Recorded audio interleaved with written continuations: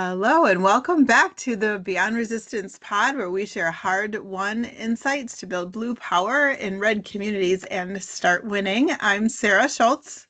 And I'm Jennifer Austin.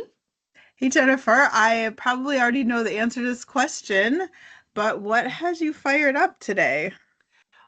Maybe you know the answer. Okay, so it's a long. I gotta go through steps, and I know it stops being funny when I have to explain the joke, but I know you aren't gonna know what this is. Okay, so on social media, there's a song, and it goes like this: Trump is on the Epstein list, and like there's a whole song. I'm not singing it all. Um, But I was thinking about it this morning because our friend Molly sent me a message, and I'm just going to tell you basically what her message said is Schumer's on the fuck off list. That's what I thought you were going to be fired up about. Took us a minute to get there, but yes. I know, but it's like Molly did not sing it to me, but she wrote it in the thing, and it just like popped in my head. So yes, Schumer is on the fuck off list, and I'm trying to be like, I get that they got more out of the CR than came in to the Senate, but they made this all about the ACA tax credits for low-income people. They made this fight about that. They didn't talk about we need to get this, this, and this, or the CR is no good, or these are problems. They didn't talk about any of that. So they were all like, we have to message about healthcare. We all, we have to talk about this. We have to fight for this. And then they fucking caved. And when I say they, I'm only talking about a handful of people led by Chuck Schumer to do this, to end the shutdown, where there's like all the Dems were on board, all of them. Yeah. Well, I don't even know. Like when we say they, I don't even know who they is, because they is probably not the actual people that voted yes. Because the actual people that voted yes were just picked. We're just picked to vote, to be the people to vote yes, because just to barely get us to that so 60 vote threshold. Yeah, because they were safe or blah blah blah. So like who the actual like seats of power, including Chuck Schumer, who were actually making it work behind the scenes, who actually voted no, by the way, which makes him look like a total weakling. Like, you're going to vote no, but you're going to let these guys vote yes, and then be like, we got to keep fighting. I mean, it's outrageous. It was just so like, performative, and that whole we gotta keep fighting bullshit. I wanted to come through the screen and punch him in the face. And I'm sorry, everybody. I'm not generally a violent person, and I am speaking mostly metaphorically here. But it just made me so mad. We gotta keep fighting. Do you think we're stupid that we don't know that you were designing all of this behind the scenes? Right, and if by some small chance you weren't, that means that you cannot lead your caucus. Exactly. I know. I'm taking like 10 steps back, and I'm looking at like why did this happen last night? Like, so we were coming on the heels of a pretty amazing electoral victory on Tuesday. Yes. Like literally this past Tuesday. Like what? That's like 5 days ago? I don't like 6 days ago. We had some amazing wins electorally that pointed us as a party in the direction of progressiveness, right? So like, the number of young people that came out, the actual wins that happened, what went down in the proposition out in California, the mayor's race in New York City, like those were wins that were not only like W's for the D, right? They were wins for the progressive side of that. And while that was happening, our caucus was holding firm and being like, no, like it's going to be about this social issue. We're not going to sacrifice healthcare for this and all of that stuff. But then like less than a week later, they are caving. And in the meantime, Trump is saying things like, oh my God, this shutdown is looking real bad for the Republicans. And like, we got it. Yes. What is going on now? And I am I'm not saying that like we would have gotten everything we wanted. I'm not saying that things couldn't have gotten bad for us in some way. And I'm not minimizing the suffering of people by any means. But one, communities were stepping up to try to help people in need so that they didn't suffer because of this. Right here in Midland, people were doing that, including us. Trump was saying, like, end the filibuster, you got to stop this, blah, blah, blah, whatever. Like, Trump was like pressuring them. And the Democrats are like, meh, we're not going to use that. Why would we use political power? That's a silly thing to do. Oh my God. Yeah, I know. I mean, like, any one of those is a reason. Just like the basic fact that Trump clearly did not want the shutdown to continue is enough reason to make it continue. Yes. Like, it's just it's just really, really frustrating. It's really frustrating. Like, Chuck Schumer is playing by some old playbook that does not count anymore. It's a new game. There's new rules, and he doesn't know them, and he thinks he has to use the old rules. And that's why we are losing, and that's why we look weak. Absolutely. Absolutely. Well, that's worth getting fired up about, because that's what I'm fired up about, too. And I'm sure we're both fired up from, in a positive way, from our experience in Washington, D.C. just over this past couple of days. What's the big kind of thing that you're taking away from that experience, Jennifer? I mean, okay, so for those of you who don't remember or maybe haven't tuned into every pod, we went to CrookedCon, which is put on by Crooked Media, which is the Pod Save America guys, their whole media company. It was a full day of different, I guess, events. I didn't know what to call them, like shows, events, like it was speaker panels talking about specific topics. And there was like 4 different rooms at any time, big rooms full of people, listening to some experts in their fields talk about all of these things. So I definitely, I took away from it a lot of the same things that we're already saying, like be authentic, use alternative media, be out there in the space. I heard the words vertical video so many times. Me too. And I looked at you once, I was like, what is vertical video? So anyways, learn something new. So yeah, it was fun to be in that space with all those people.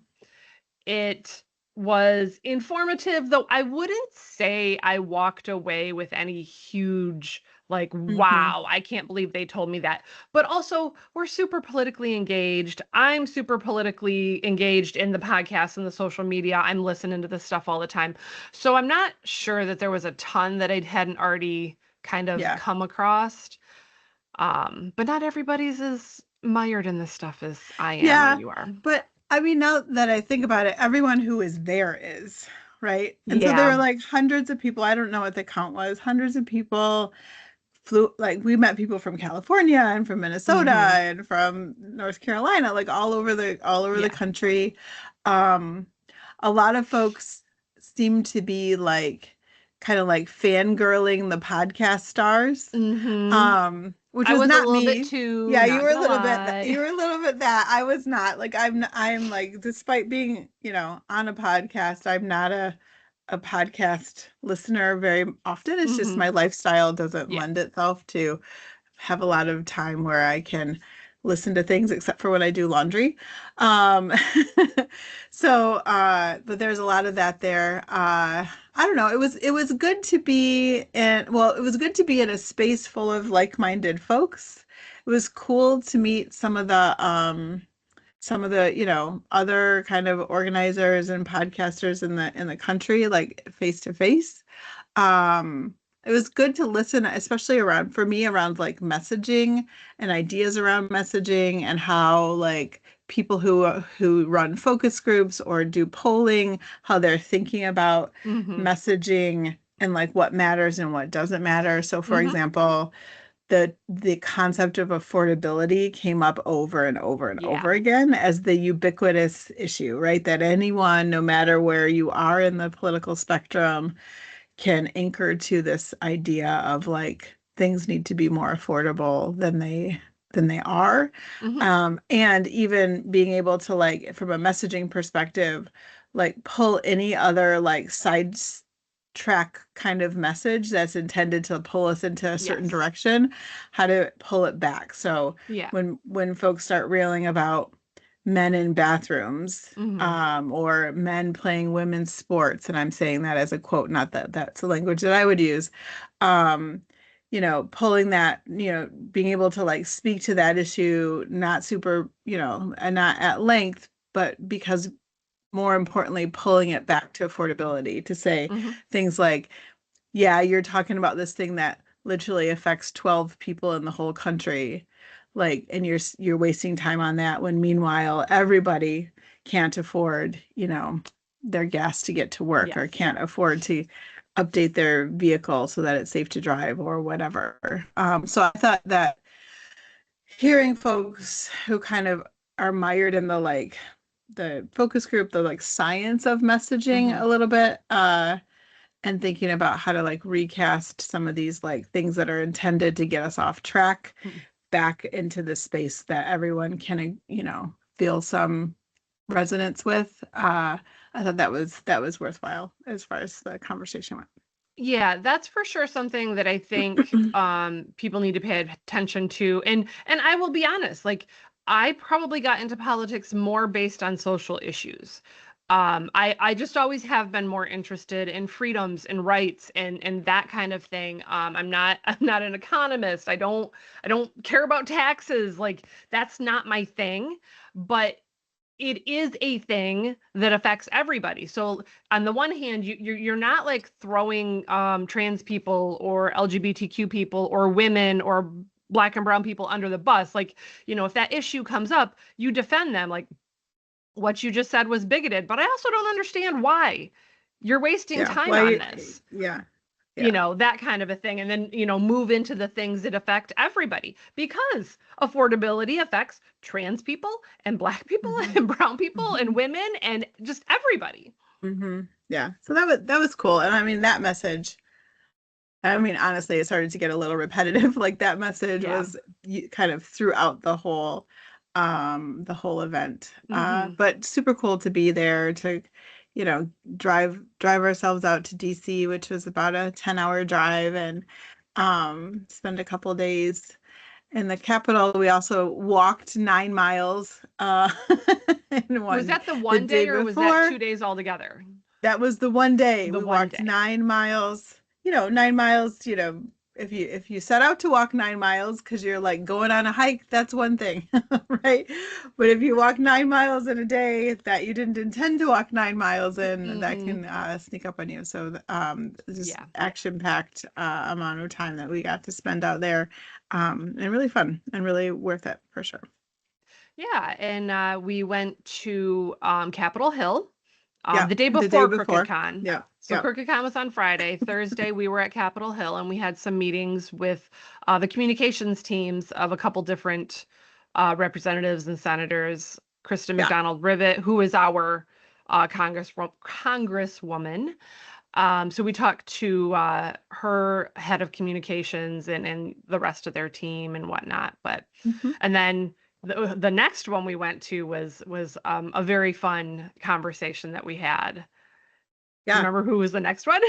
The next one was Congresswoman Sarah McBride, Yes. right? So we had set up. So like we don't know the how DC is set up. So we had originally set up to meet with like a member of Congress's communication team, and then right after that, a senator's communication team, not Hmm. realizing things were like a mile apart from each Yeah. other. So And to we like had given ourselves only reshuffle so things. much time to get Yeah, between. Yeah, that did 5 minutes not to literally run across town. Um, but anyways, yeah, we got to meet with Congresswoman Sarah McBride's communications team, which was a pretty exciting conversation. She's just so articulate and strong. I mean, she and her team are doing an work. amazing job with being strong in their messaging and clear, and just cutting through and all of that. So that was cool. Hmm. That was cool to get to do. Yeah, it was really fun to go into her office because I mean, I don't know if you've ever been to the listeners. I don't know if you've ever been in a congressperson's office, especially junior Congress people, but they don't get the hugest office, and Mhm. they aren't the nicest and whatever. So you can hear every conversation going on in there.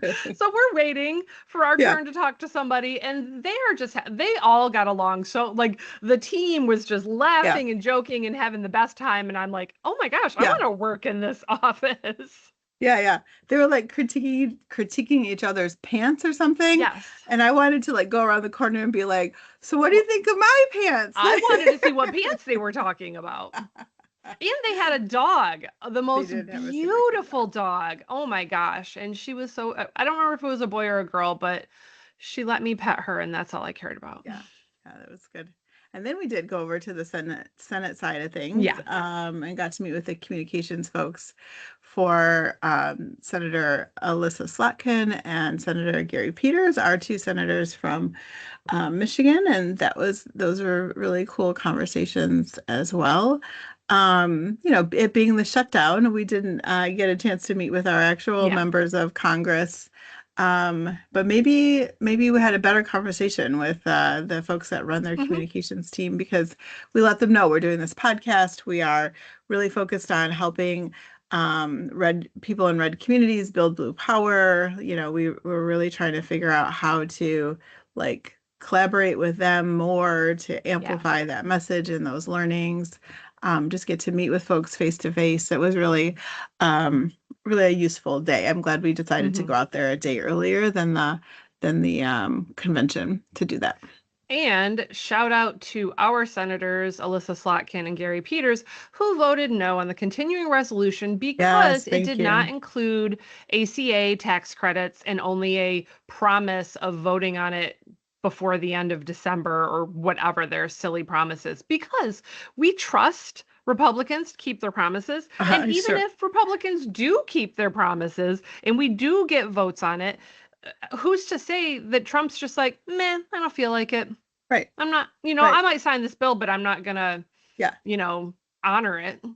Because the rules clearly don't matter. Hmm. Um, yeah. So we had a good. Oh, we forgot to talk about the live show. Oh yeah.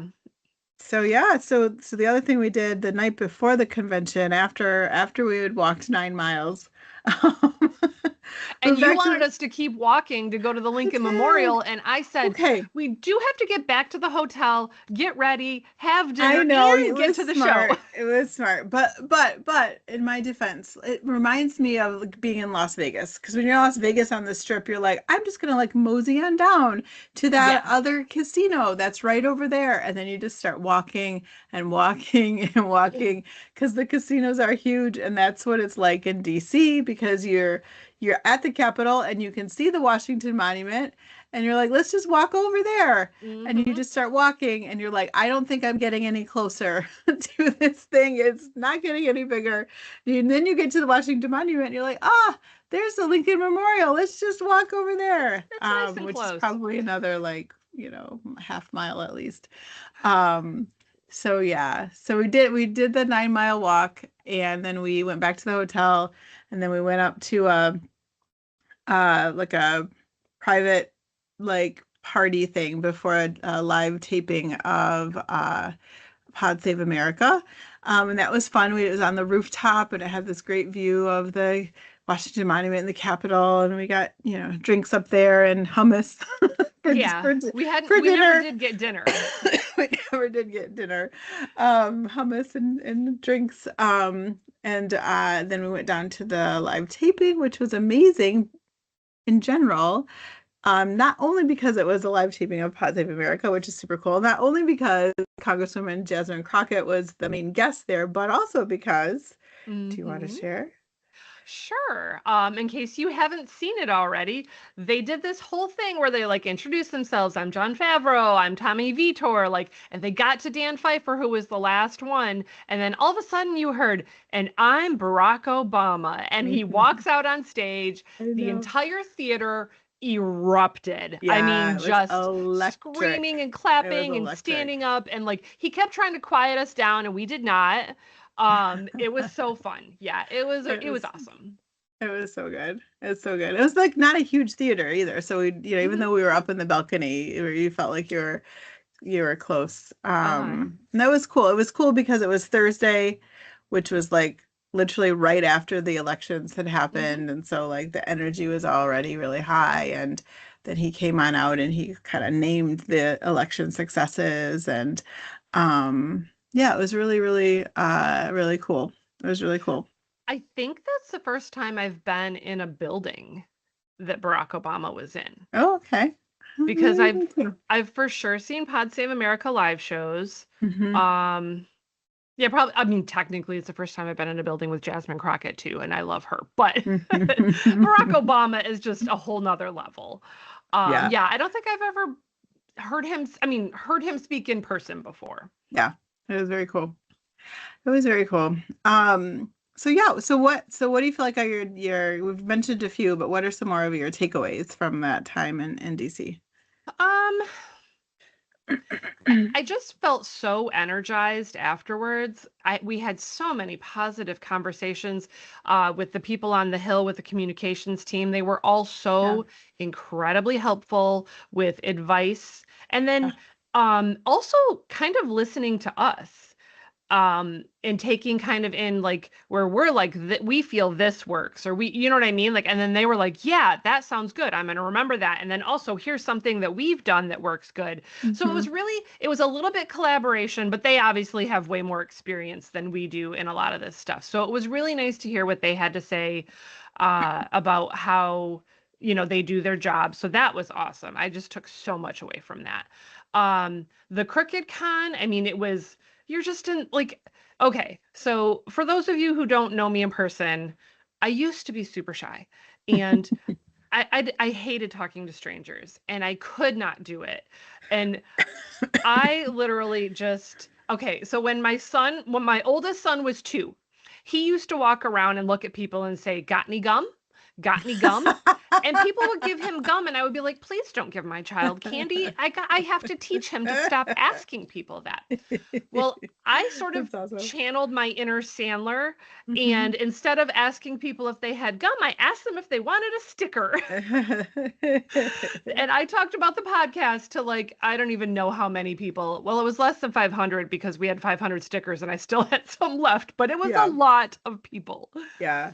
It was good. It was fun watching you, especially up on the rooftop, just sliding into conversations and sharing. I come from here. People laughed at me so much because I did for those of you who are not watching but listening, I'm holding up my hand and pointing to the middle of my hand because when you live in Michigan, A, that's how you tell people where you're from, and B, we live in the middle of Michigan. Yeah. And I think that when we kind of opened up with, I turned my red city blue, and I'm here to help other folks learn from those lessons and do the same thing. So it didn't matter if we were talking to somebody from California, like San Francisco. I mean, they're all blue out there, or New York City, or some kind of very rural area of Minnesota or whatever. People were interested in that message because and we keep talking about this, our theory of change is like it starts with the ground up and like building coalitions locally to help shift hearts and minds at the local level, and folks focusing on that is going to like lift everything across the country. And so we were in a good audience for those conversations, regardless of like whether or not each individual person felt like they were that blue dot, or if they were not, they were still interested in what we were saying and how to get the word out about what we're doing. Well, and I recall something you said at some point, because I am working on my pitch. I've mostly got it crafted where I think it's halfway good, but every once in a while, I'll talk to somebody and they're like, "Yeah, I'm from Washington, D.C." I'm like, "Oh, well, our message isn't as important for you, but if you know anybody that lives in a red area who's trying to do this work, let them know about our podcast." And you at one point said, our message is relevant for everybody, even if you live in a blue community. And I got thinking about that. Like, one of our sister cities. So we have 3 cities here in the Tri-Cities that we kind of work with. The Bay City, Bay County Dems, Saginaw County Dems. And the Saginaw County Dems are considered, like, the Saginaw is considered a Democratic bastion. That's where the Democrats are, et cetera, et cetera. But they have an incredibly low voter turnout. Now, if they turned out the number of voters that they had, we would destroy everything in the Senate 35 district, and same thing with Genesee and Flint sometimes, and for the congressional 8 district. But so it's like, you still need to build blue power in your communities, even if you are a blue community, because if you're not getting the votes out, it doesn't matter that you're a blue community and you elect Democrats. Your wider districts need your support, need your votes. Yeah, I mean, I think that's true. I mean, I know that that's true. And even if you are in a blue area with a super high turnout, and historically has always been that way, and we have no reason to think that it will change at all, you're still going to want to be interested in what we're doing, because you need Michigan to be reliably blue. And to get Michigan reliably blue, you need folks like us and our friends to be doing local organizing, local building blue power, because, everybody, especially in like 2016, the day after the election, folks in like super blue forever areas woke up to a whole new world of like, how the fuck did this happen to our country? Because they literally never met another non-Democrat in their whole lives. So those folks, even if it's not about them learning how to build blue power, but about them like amplifying our message in all sorts of ways, they should and do like care about that too. They should. I mean, there's so many ways they can support us by listening to the pod or joining the Patreon, or we have a Venmo now, although I'm still getting it verified, so it doesn't work yet. But there are ways that you can support us to do that work. You can support other communities through donations, through volunteering. If you live in a bigger city, but you're close-ish to, say, some suburbs that go red or purple, volunteer out there. And for the love of Pete, everyone, try to expand your horizons in terms of the types of people that you deal with. Now, I have made my friend circle, and the most of the people I socially engage with are Democrats. But you can, like, talk to your MAGA family members if you can, or get out of that blue bubble in some ways. Even though, I still have family that live in rural areas, and I grew up in a rural area. And so you want to try to expand that, because if you don't understand how people think and act and live and interact in other communities, of course you're not going to understand why they voted for Trump. Yeah, totally. And there's work that you can do, even if it's not in your own community, to help support other communities doing the work that we're talking about. So a good experience for sure. I will say that my I don't know if it's a criticism or just like my wish that that was at CrookedCon that was not, and maybe it's something that will happen if they do this in future years, is that there were more sessions that were focused on more technical, actionable things to do. It was a lot about messaging and polling and like, how to talk about this, or what really matters, and like those kinds of things, which was good. But like, as far as like, you had a couple hundred, I don't know how many hundred folks there in that space from all over the country, we didn't leave with marching orders. We didn't leave with a new way of approaching a thing, or didn't leave saying, I'm going to take this back home and implement this, and it's going to matter.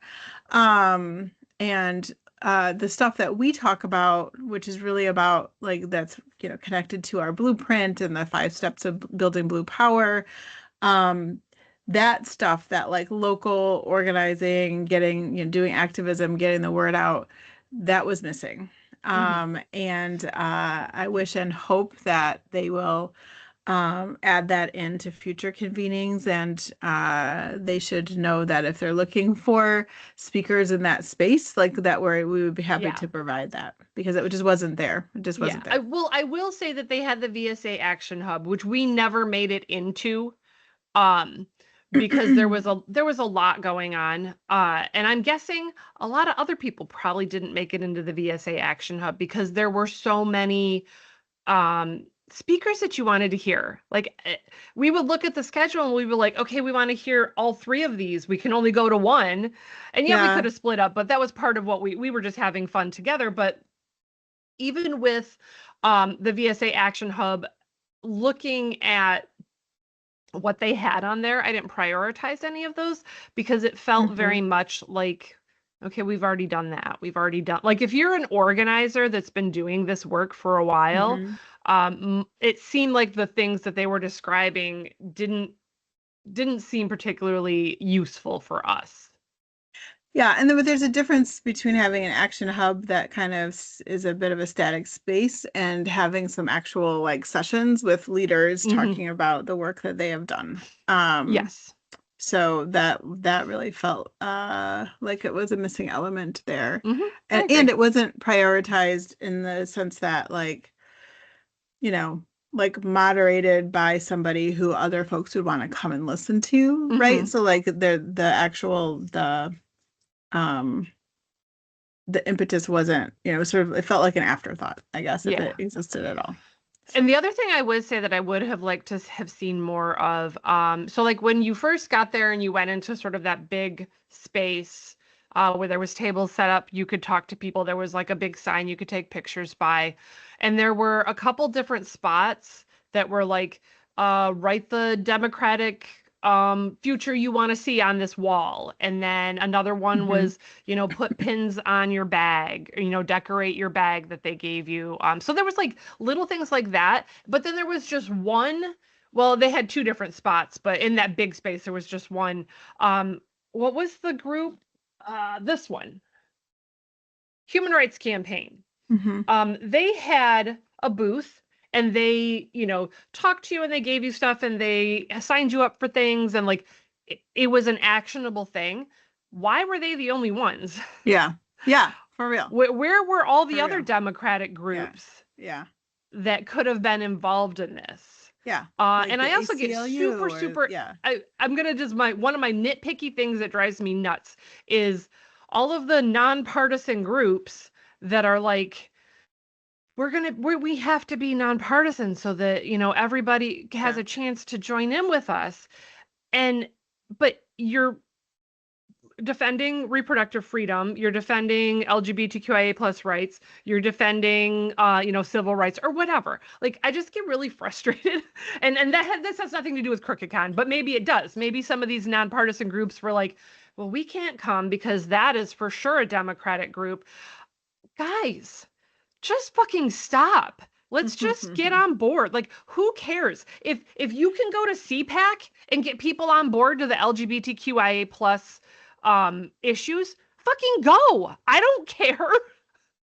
Yeah, I don't know. I know that, like, depends on your like status. So like if you're a nonprofit, then you could lose your like nonprofit status by doing certain things in the political space. And so like that's maybe part of it as well. And it could also be grant reasons. They don't want to like piss off grant other like funding sources by being in different places. So I don't know. Giving them a little bit. But it's the same thing as like saying, as a Democratic candidate, you've got Abdul Al-Sayed who says he's not going to take any corporate PAC money because he doesn't want to be beholden to the corporate PACs. And then you've got other people who are like, but that's how you play the game. And I'm going to take the money, but I won't be beholden to them. But then I vote for what they want. So maybe I am beholden to them. Sorry. I wish it was as simple as you're painting it out to be. I know. It's not that simple. I know. As a person who works in the nonprofit sector and a former candidate, we promise you, I wish those decisions were as simple as we would like them to be.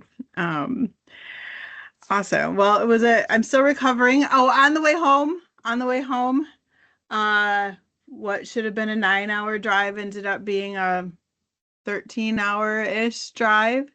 No, well, yeah. We left at like 8 a.m. and we didn't get home until midnight. So we Midnight. were Yeah. out in the wild for Yeah. 16 hours. It was a long time. We had hoped to get home by 7 because our friend was going to be in an improv show. Yeah, but unfortunately, right, like we were right behind an accident on I-70 just across the border into Pennsylvania.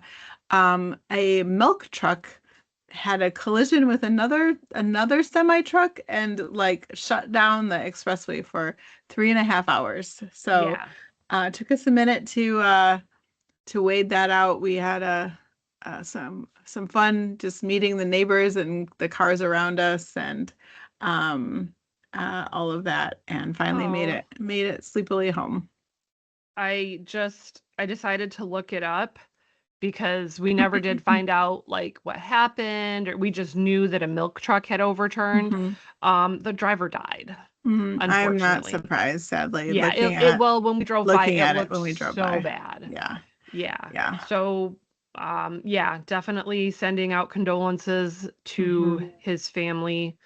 But yeah. So we made it home, and I don't know about you, but I'm still recovering, my feet especially.